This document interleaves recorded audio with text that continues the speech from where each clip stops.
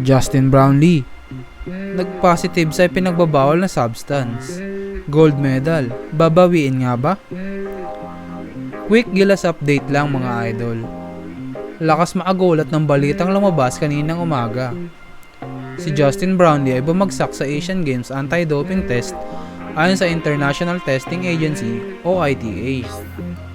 Ang nahanap sa sample na nakuha kay JB ay adverse analytical finding for carboxy-THC, typically linked to cannabis use.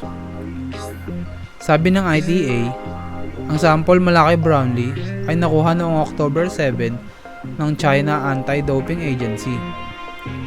Na-communicate na raw kay Brownlee ang naging resulta at may karapatan naman itong umapela o mag-request ng analysis ng B samples. Agad na tanong ng mga Pinoy fans, anong mangyayari sa gold medal ng Gilas? Sagot naman ni Philippine Olympic Committee President Abraham Tolentino, the gold remains with us. Kung sakali lang daw na may dalawa pang Gilas Pilipinas players na nag-test ng positive sa bawal na substance, ay saka lang mapo-forfeit ang gintong medalya. Ito ay base na rin sa Article 12 ng anti-doping rule ng International Olympic Committee. Unfortunately nga lang, mukhang merong posibilidad na masuspende naman si Magic Brownlee dahil sa nasabing balita.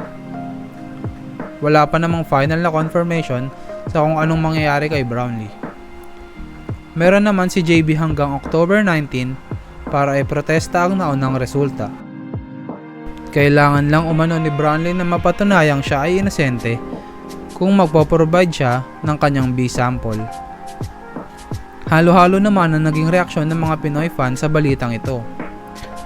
Maraming naiisip na parte ito ng pagluluto ng mga Chinese na hindi pa rin tanggap ang kanilang pagkatalo kahit natapos na ang Asian Games. Lalo tuloy tumibay ang paniniwala ng ilang fans na ito ay pakanan ng host country na China.